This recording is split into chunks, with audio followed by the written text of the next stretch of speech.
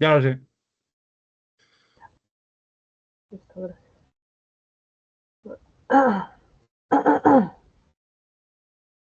Ya,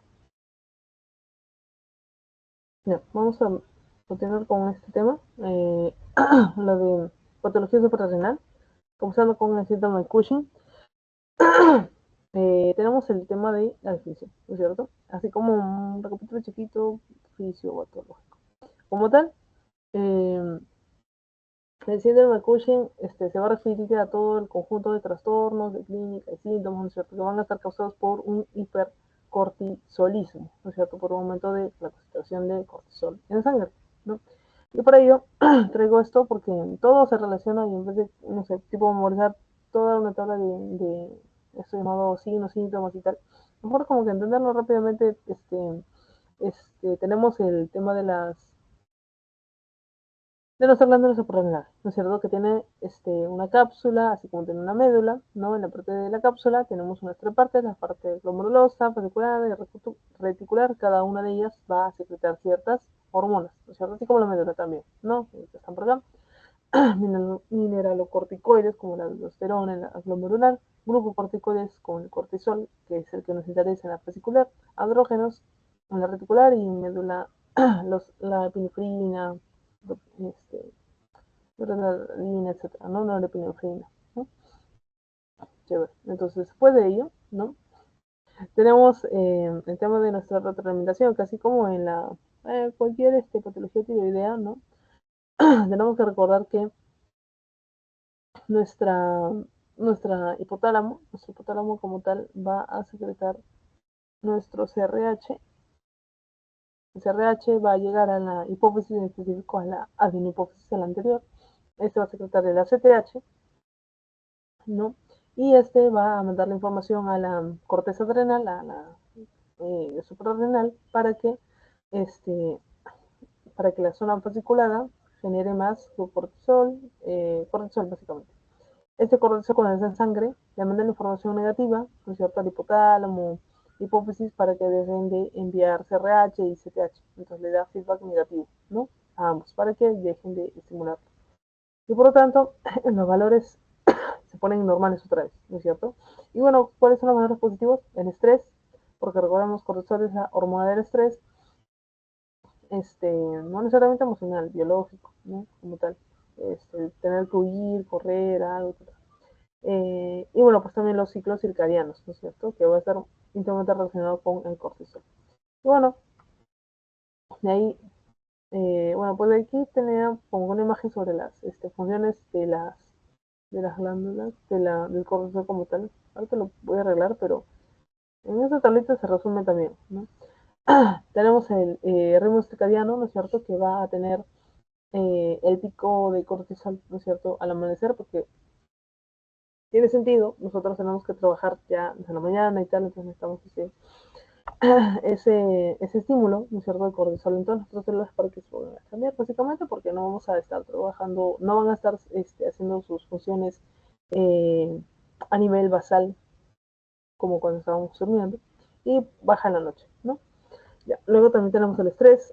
Esta va a subir tres cosas: la gluconeogénesis, proteólisis y lípidos. Entonces, relacionado al anterior, esto también tiene sentido, ¿no? Porque ya mencionamos justamente estas tres palabritas. Entonces, recordemos, el estrés con el cortisol aumenta gluconeogénesis, proteólisis, lípidos. ¿Y cuáles van a ser sus consecuencias de una gluconeogénesis? Elevar los niveles de glucosa en sangre. La proteólisis, así como los lípidos, mandar, ¿no es cierto?, a la sangre tanto aminoácidos y en los lípidos glicerol, ácidos grasos, cosa que el hígado puede generar por medio de la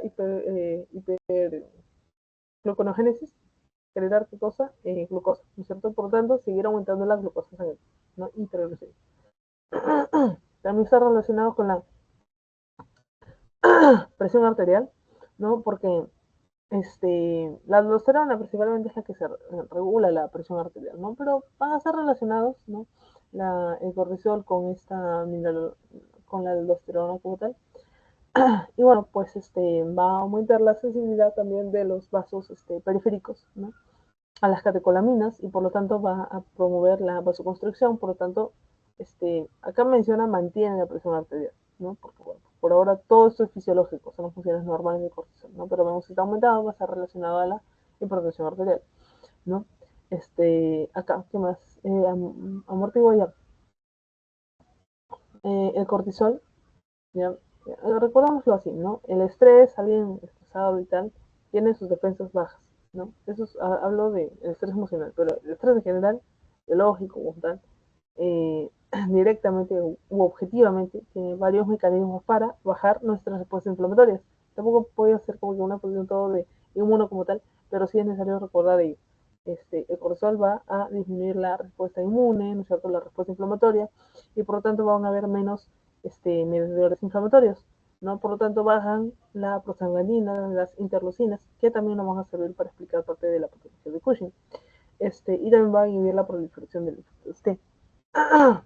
Y bueno, pues va a tener también una aplicación en nuestro sistema nervioso, ¿no? Como tal. Entonces solo para colocarlo en otro lado, las pastillas, ya está. Ya. Bueno, eso no es lo principal, ¿no? Hablando de los metabolitos, el tejido adiposo, va a fomentar la obesidad central, visceral, digo, ¿no? Hablando de sal, el agua lo va a aumentar, generar también hipertensión, ¿no es cierto? El tejido, el tubo digestivo, no estoy hablando de la patología, esto no es normal. Pero bueno, probablemente sea un mejor entonces. Ya, tenía otra imagen para ellos, pero está bien eso, vamos a ver después. Ya, tenemos luego a nuestra etiología, ¿no es cierto? ¿Cuáles son las causas? Voy a dividirlas en dos tipos, ¿no?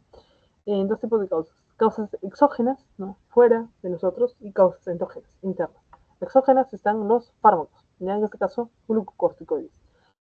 Recuerda que el síndrome de Cushing es cuando tenemos elevado cortisol en sangre. ¿Cómo podemos llegar a eso de manera exógena? Comiendo, tomando, administrándonos un montón de fármacos glucocorticoides, ¿no? Exógenos como tal, ¿no? Eso puede ser, por ejemplo, en personas con asma, ¿no es cierto? Que, bueno, pues tienen que utilizar glucocorticoides y, bueno, pues tienen un mal tratamiento, mal manejo y, bueno, pues se eleva mucho. O también en personas con lupus, ¿no es cierto? U otro tipo de patología reumatoide, y que básicamente lo que quieren es bajar los niveles de este, inmunes, ¿no es cierto? Porque, bueno, pues por la misma enfermedad autoinmune se atacan a sí mismos, entonces bajan con ello administrándose bastante glucocorticoides y por lo tanto también pueden generar secundariamente y iatrogénicamente un síndrome de Cushing, ¿no? Eso es exógeno. Endógeno, cuando hay sobreproducción nuestra, ¿no es cierto?, de cortisol. Eso puede ser porque hay niveles, ¿no? En este caso, siempre el nivel primario en el endocrino se refiere a la glándula, no a la glándula hipófisis, que también es una glándula, sino a la glándula central, protagonista, digamos, ¿no? Estamos hablando del síndrome de Cushing, estamos en patología suprarrenal, por lo tanto estamos hablando de la de, de esta llamada glándula suprarrenal, por lo tanto ella sería ahí ya nos estaríamos refiriendo cuando estamos hablando de un síndrome de Cushing primario, ¿no? Primario por un fallo de la adrenal. Puede ser, ¿por qué? Porque hay un tumor en la estructura renal, ¿no? Que está haciendo que funcione demasiado, ¿no es cierto? Secrete un montón de cortisol y se eleven los niveles en sangre, ¿no? De sangre. A nivel secundario, es porque estamos hablando de arriba, ¿no es cierto? Hipófisis y hipotálamo está viendo un error, un fallo. En este caso puede ser por otro tumor, pero ahora en la glándula de hipófisis. Por lo tanto, no hay que relacionar tumor con secundario, primario, porque, como menciono, puede ser tanto arriba o abajo, ¿no es cierto? Pero es diferente. Es importante saber en dónde es. En la glándula protagonista o a nivel central, ¿no? O sea, hipófisis y hipotálamo, ¿no? A eso se le llama enfermedad de Cushing. Una cosa es síndrome de Cushing, que engloba a todo esto, las exógenas, endógenas, todo, que simplemente tiene que estar relacionada, por eso algo más en esta definición, todo el conjunto, síntomas, signos relacionados al aumento de cortisol en sangre. Y otro es enfermedad de Cushing, que está relacionado a un síndrome de Cushing endógeno, secundario, y por lo tanto por una causa hipofisial, ¿no es cierto? Ejemplo, un tumor de ACTH, ¿no? que es la más frecuente, ¿ya? Y por otro lado es el ectópico, ¿no? O sea, que también estamos produciendo de manera endógena cortisol, pero no en uno como que los normales, ¿no? Sino de manera ectópica, puede ser un cáncer, ¿no? Cáncer de pulmón, en este caso células pequeñas, ¿no? ¿Ya? Acá tenemos el tema de la clasificación, así como hay que saber endógeno, exógeno, también tenemos que reconocer el tema de ACTH independiente, dependiente, ¿no? Independiente, ¿no es cierto?, de la ACTH, vendría a ser el primario o adenoma suprarrenal, ¿no? Porque acá lo que falla netamente es la glándula, ¿no? Protagonista, ¿no? La adrenal, ¿no? No tiene nada que ver con la hipófisis y tampoco exógeno, si es por medicamentos, menos tiene que ver. La dependiente, obviamente acá tiene que ver el secundario, que es por el adenoma hipoficiario, o ectópico en el caso de que sea por un cáncer, ¿no? Microcítico y tal. Bueno, acá está todo lo que ya expliqué, ¿no? Esto no es normal, ¿no es cierto? Lo que vemos por aquí, ¿no? Y luego tenemos la enfermedad de Cushing, que ya repitiendo, es un, eh, es uno secundario. Y luego también vemos que es hipoficiario, ¿no? Porque acá vemos, ¿no es cierto?, que está el tumor, que está el rojito, ¿no? Donde se encuentra el tumor. Y va a estar fallando básicamente el tema de la CTH, por lo tanto va a ser la CTH dependiente, va a estar aumentado aquí. En cambio acá, ¿no es cierto?, en el síndrome Cushing, pero por adenoma suprarrenal sea primario, el tumor va a estar por aquí, ¿no es cierto?, pero la CTH va a ser independiente, ¿no es cierto? Esto hay que recordar, ¿no? Por lo tanto, como en tiroides, ¿no? Si es que no se entendió, quizás de esta forma si se entiende, es que ya, si estamos en un primario suprarrenal, está fallando la glándula adrenal, por lo tanto, ¿qué va a haber elevado? Primero, sí o sí, el cortisol, ya, está elevado. ¿Quién está aumentando? La glándula suprarrenal. Por lo tanto, la ACTH, que está arriba, ¿no es cierto? Ella va a decir, oye, ¿por qué estás produciendo tanto? ¿No es cierto? Cortisol, detente.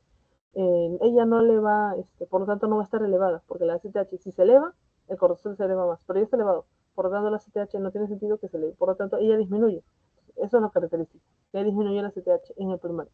Y en el secundario, si el tumor está en la glándula hipoficiaria, va a estar súper elevado en la ACTH, por lo tanto está elevado arriba y la suprarrenal obedece, le dicen que se eleve también eleva el cortisol, entonces ambos están elevados aquí, ¿no? Ya. Y bueno, ya creo que nada más solo queda esa tablita. Ah, bueno. Ya esto sí es mucho más importante que lo otro, que se explica más rápido. Que se trata básicamente de la frecuencia, ¿no es cierto? Sabemos ya el secundario por enfermedad de Cushing, ¿no es cierto? Hipoficiario es ACTH dependiente, es más frecuente, ya 75%. Después la presión ectópica y luego ya el mismo primario. Frecuentemente afecta más a las mujeres, ¿no? Excepto el ectópico, ya. Pero siempre en mujeres, ¿no? Y acá tenemos a las causas principales, ¿no es cierto? El primario, no necesariamente por suprarrenal, puede ser por un carcinoma, o sea, no necesariamente por una adenoma, puede ser carcinoma, hiperplasia suprarrenal, pero pero nos quedamos con lo más frecuente, adenoma. Por el otro lado también tenemos el adenoma hipoficiario, ¿no es cierto? Que hace que haya una hiperplasia de la glándula suprarrenal bilateral, o sea, en ambos lados. ¿Por qué? Porque el que está arriba, ¿no es cierto?, ya está agrandado, ¿no? Tiene un problema, ¿no? Tenemos un adenoma hipoficiario, por lo tanto va a dar un montón de CTH y eso va a hacer que tiendan a crecer ambas glándulas suprarrenales, ¿no? De forma bilateral, ¿no? Entonces ahí está la hiperplasia. Y por otro lado tenemos acá algo característico al cáncer de células pequeñas, de pulmón, ¿no? Y luego las otras causas, estómago, ya. Y bueno, acá es simplemente para mencionar que, bueno, pues vamos a recordar lo del tema de la hiperpigmentación. Cuando diga ello, quiero hacerle énfasis a esto, a este tema, ya, que es así una pepa básicamente de fisiología, porque cuando uno libera su cortisol, ¿no? No solo vas a liberar el cortisol como tal, ¿no? Si no vas a liberar, no sé si imaginas, porque no, a ver, espérate. Acá está, y ahora sí. El cortisol no, el ACTH. ¿Ya? Cuando liberas esta ACTH, no la vas a liberar sola, sino la vas a liberar junto con la MSH. ¿Quién es? Es la hormona melanina estimulante, ¿no es cierto? Y bueno, pues va a estar relacionada con esta POMC. ¿Ya? Básicamente, cuando los niveles de ACTH estén elevados, ¿no es cierto? ¿Quién más va a estar elevado? La POMC. Está relacionado con los melanocitos. Por lo tanto, si es que hay aumento de la ACTH, no por la ACTH, sino por la POMC, se van a elevar los niveles de melanocitos y tal, y por lo tanto va a haber más hiperpigmentación. Esa es la causa. Bueno, pues esto simplemente para repasar, porque todo viene del colesterol. Ya. Ahora sí, en clínica encontramos ello. Tenemos lo característico, ¿no es cierto? La cara de luna llena, ¿no es cierto? Alteraciones psiquiátricas, la jiba de búfalo, la obesidad centrípeta, ¿no? Es decir, que hay obesidad en la parte central, pero las extremidades están delgadas, incluso hay miopatía, ¿no es cierto? Debilidad muscular, pero proximal, ¿ya?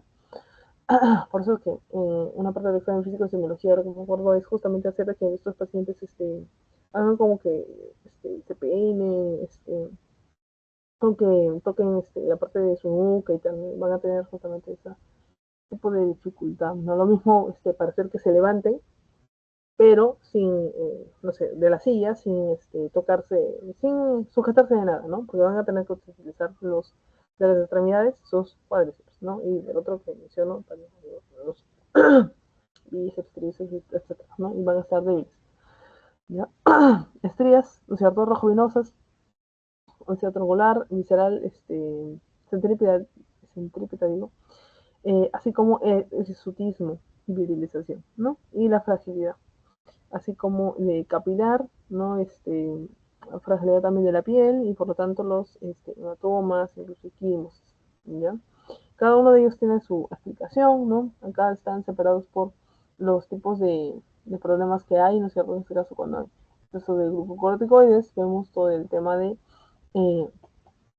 la carne llena, ¿no es cierto? La obesidad troncular, la miopatía, las estrías, la fragilidad, la HTA, astenia, acné, edema, dolor óseo por la osteoporosis que también va a causar, ¿no? Por temas ya metabólicos, ¿no? Así como falla en el crecimiento, ¿no? Y bueno, eso, ¿no? Vamos a ver también la parte de la hiperglicemia, ¿no es cierto? Osteoporosis y el tema de... Ya, ahí vamos, con respecto a la mineralocorticoides, en este caso no va a haber hipernatremia, hipoposemia y alcalosis metabólica, ¿no? Y en el tema de los andrógenos, ¿no es cierto? El tema de las interacciones menstruales como la menorrea, virilización, ¿no? Una atrofia testicular y por la CTH, ¿no es cierto? Como mencionaba, la parte de la hiperpigmentación, ¿no? Y bueno, pues acá vemos lo de la facie, lo de las estrías, estamos más de las características que están por ahí. Y bueno, pues acá están ya al completo, ¿no? Tengo un tiempito a hacerlo para que estén todas como tal. No, solo mencionar las que no habíamos mencionado. Ya sabemos que va a haber oligo y amenorrea, ¿no es cierto? Calicia también. Aumento del peso, ¿no es cierto? El tema de la almohadilla y grasa dorso cervical, porque en esa zona va a estar justamente eh, principalmente la acumulación de la grasa, ¿no es cierto? Por temas ya de la hormono estimulante, ¿no? Y por lo tanto, eso comúnmente se le llama la jiba, no de búfalo, pero bueno, ese es otro nombre técnico, ¿no? Poliuria, ¿por qué? Porque recuerden que va a haber, ¿qué cosa? Estamos recordando esta parte, ¿no? El tema del estrés, ¿no es cierto? Policortisol. Por lo tanto, se aumenta la gluconogénesis, se aumenta la proteólisis y lípidos que no hacen más que aumentar, incrementar, empeorar la gluconogénesis, por lo tanto hay más, ¿qué cosa? Hiperglucemia, ¿ya? Entonces esto va a ser característico. Recordemos que dentro de las dentro de la clasificación de la diabetes había 4 tipos. 1, 2, asociada a otras enfermedades, el 3, y el 4, que es ya en la parte de diabetes gestacional, ¿no? Y en la 3 hay un montón de subítems y uno de ellos dice por otras endocrinopatías, acromegalia, y por ahí está síndrome de Cushing, ¿no? Vamos a encontrar aquí hiperglicemia, ¿no? ¿Ya? Y por lo tanto, va a haber, cuando hay hiperglicemia, vamos a ver también hiperpuriuria, ¿no es cierto? Ya, ¿qué más? ¿Qué más? Retraso de crecimiento en los niños, ¿no es cierto?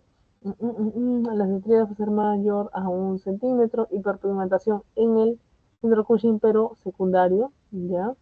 ¿Por qué? Porque ahí es donde vamos a encontrar un aumento de la ACTH por un problema neto de un tumor en la hipófisis. Debilidad muscular, lo hemos visto, osteoporosis, osteopenia, ¿cierto? Necrosis muscular también. Esto tiene que ver con unas neumotenas que ahorita los voy a dejar. Algo más, cardiovascular, hipertensión, por lo que ya lo habíamos mencionado, ¿no es cierto? Que va a intervenir y afectar a la musculatura, al músculo liso de los vasos sanguíneos, ¿no es cierto?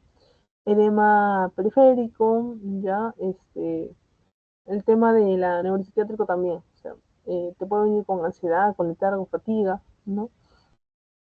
Y hablando de otros, tenemos la enfermedad ulcerosa péptica, ¿no? También quería mencionarlo, y también creo que está por esta imagen, por acá, ajá, úlcera péptica, ¿por qué? Porque en nuestra fisiología vemos que disminuye, ¿qué cosa? Todo el sistema inmune, ¿no es cierto? Por lo tanto, son más propensos a, ¿qué cosa? Infecciones, ya, pero aparte de eso, eh, en nuestro estómago, ¿no es cierto? Tenemos a la mucosa gástrica que nos protege del ácido clorhídrico y tal, y quienes están ahí principalmente en esa mucosa y tal, prostaglandinas, ¿ya? Y si disminuyen esas prostaglandinas, también disminuyen las prostaglandinas que están en el estómago, y por lo tanto va a haber mayor posibilidad de que generemos úlceras, ¿no es cierto? Entonces ahí eso es. Y lo que les mencionaba acá, catarata subcapsular posterior, o sea, cataratas en general y de tipo, ya por si acaso, de subcapsular posterior, relacionado a qué? A la hipertensión con la que va a estar relacionada, ¿no? Y algo más, eso, ya, y la inmunodepresión por infecciones recurrentes, ¿no? Entonces ahí tengo que ver si ahí tuvo hay otra infección que puede estar afectando, ¿no? Ya, y por último esto, eso de todo lo que mencioné por acá, esta es una de las neumotenas que siempre aparece con Cushingoide, ¿ya? Para recordar todo. Cataratas, úlceras, estrías, ¿no es cierto? Hipertensión, hirsutismo, hiperuricemia, ¿no? Infecciones, ¿no es cierto? Necrosis vascular, glucosa elevada, hiperglicemia, ¿no? Osteoporosis, obesidad y de inmunosupresión y diabetes con depresión, ¿no? Ya, eso. Ahora otro. Este dato también importante, hablando del hipercortisolismo secundario, que ya sabemos por qué es, ¿no es cierto? En este caso puede ser también, no solo por el tumor, ¿no es cierto?, de la hipófisis, puede ser también por parte ectópica, ¿no es cierto?, de algún tumor ahí del pulmón que está secretando CTH, CTH. Ya. En este caso ectópico, en la clínica, va a haber una rápida hipertensión e hipocalemia. Sin embargo, no van a estar las otras características típicas de el Cushing, ¿no? Y ya, no, no me usar tantas tablas. Una, ya. Hablando de diagnóstico, ¿cómo se hace? Después de ver el tema de la historia clínica, el examen físico y todo ello, así como, bueno, mejor me digo ahorita, hacer un gran énfasis en la historia clínica, examen físico, tienes que descartar que este síndrome de Cushing no sea por fármacos. Por eso es que este es el primer paso. Incluir el uso de glucocorticoides y isógenos, ¿no es cierto? Revisar y tal, todo, para ver que no sea por eh, tipo exógeno, ¿no? Después de ello, ya vienen estas 3 pruebas súper importantes, ¿no es cierto? Cortisol salival libre o CLU, ¿ya? 24 horas, ¿no es cierto? Acá está el cortisol libre en orina o urinario, ese es el CLU de 24 horas. También encontramos el cortisol salival nocturno o cortisol salival a las 11 pm o 23 horas. Y también está el test de supresión con 1 miligramo de dexametasona o test DEXA 1, ¿no es cierto? En este damos 1 miligramo de dexametasona, ¿no es cierto?, a las 11 y a las 8 de la mañana se espera que este cortisol esté elevado, ¿no? Y bueno, esos son los valores positivos de cada uno. Lo importante es saber cuándo repetirlo, así como con la glucemia, en ayunas, etcétera. Ya sabes el diagnóstico o tienes que repetir algo, etcétera. Acá también es importante ello. El que sea de verdecito, eso solo vas a que salga una vez positivo y ya confirmas que tienes el síndrome de Cushing, ¿ya? Porque recuerden que ahorita lo que vemos es, o sea, partimos de toda la, solo de la clínica, ahorita tenemos que tener que este síndrome de Cushing sea por realmente eso, por lo tanto el síndrome de Cushing tiene que ver hipercortisolismo. Entonces, para ello queremos diagnosticar cortisol libre y cortisol en saliva en la noche, para ambos tenemos que repetir, o sea, por más que salga positivo una vez, tenemos que repetirlo de nuevo, ¿ya? Solo el único que es positivo la primera es este. Después, cuando ya tengamos confirmado que es síndrome de Cushing, ahora hay que decir ya, pero es ACTH dependiente y dependiente, ¿no? Para tener su lugar. Entonces, ¿qué hacemos? Una prueba de ACTH plasmático y ya sin ver la otra diapositiva. ¿En quién va a estar elevado? ¿No es cierto? Estar elevado en el secundario, ¿no es cierto? Secundario o ectópico, ¿no es cierto? Porque en el ectópico son células microcíticas del pulmón que están produciendo ACTH y en el tumor de la hipófisis también van a ser, esas células que van a ser produciendo ACTH. Por tanto, si encontramos el ACTH elevado, entonces estamos hablando de un ACTH dependiente. Y ya sabemos cuáles son las causas. Pueden ser dos: o producción ectópica o bien alteración del eje, o sea, problema central, ¿no es cierto? Y en el caso que esté bajo, ¿no? Es decir, solo esté elevado el cortisol en sangre, que ya ha sido comprobado por acá, entonces ahí es donde hacemos la alteración a la glándula, ¿no es cierto? O sea, hay un fallo a nivel primario, por tanto, hacemos tomografía, como está por acá, o de forma exógena, ¿no es cierto? Por lo tanto, ahí hay que seguir buscando en la historia clínica, ¿no? Y de repente sí estaba tomando fármacos y no consideró esa farmacoterapia de, no sé, de la asma o de cualquier otra patología que eso consumir, ¿ya? Y luego está el otro tema, ay no, el otro tema de ya, salió elevado el CTH, ¿qué más hago? Esto, ¿no? Hacer el test de supresión con alta dosis de dexametasona. En este caso ya no es un DEXA 1, sino es un DEXA 8, ¿ya? ¿Por qué? Porque vamos a administrar 8 miligramos, ¿no? En este caso, sí, o sea, estas dosis son super altas, ¿no? Por lo tanto, esto debería de hacer un feedback negativo, porque si hay un montón de dexametasona, ¿cierto? Un montón de análogo, por ahí debería estar diciéndole a la hipotálamo, hipófisis, etcétera, que se apaguen, ¿no es cierto? Sin embargo, no, estos son lo que tenemos, ¿no? Si el cortisol sigue elevado, entonces es porque no depende justamente de ese feedback, ¿no? De ese eje. Por lo tanto, alguien más X extraño está produciendo eso. Entonces es una producción ectópica. En cambio, si el cortisol plasmático disminuye, entonces es por un tumor hipofisiario. Porque sí está cumpliendo el feedback, ¿no? Y bueno, esto lo hubiera mencionado al inicio, de esta diapo, pero esas son las complicaciones, ya que podemos tener. Ya sabemos que está relacionada a la hiperglucemia, a la diabetes, ¿no es cierto? A la dislipidemia, por todo este tema de lipólisis, etcétera, así como el síndrome metabólico. Hablando de las musculoesqueléticas, también hay que tener cuidado por la osteoporosis, las fracturas que pueden existir, cardiovascular, la hipertensión, ¿no? Cardiovascular, y también con efecto o complicación posterior lo de las cataratas. Inmunológicas, las infecciones recurrentes, y psicológicas, depresión, letargo, ansiedad. Ya, bueno, eso es lo que les mencionaba, ¿no es cierto? De si está elevado o bajo, ¿no? ACTH elevada es dependiente, ACTH bajo, independiente, y acá la causa es estacional, ¿no? Acá está entre hipófisis ectópico, entonces ya sabemos que con el DEXA 8 determinamos cuál es. Y bueno, pues ya para saber la localización haces una resonancia magnética, tomografía o radiografía toracoabdominal, ¿no? Para saber y dónde es el problema. Con respecto al tratamiento, vemos según qué es, ¿no? O sea, ¿qué está fallando? ¿No?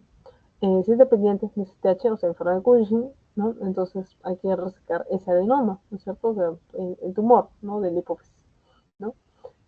si es independiente CTH y de repente estamos hablando de un no primario específico con un tumor de la cápsula adrenal, glándula adrenal, entonces resecar ese tumor, ¿no? Resección, o sea, cirugía.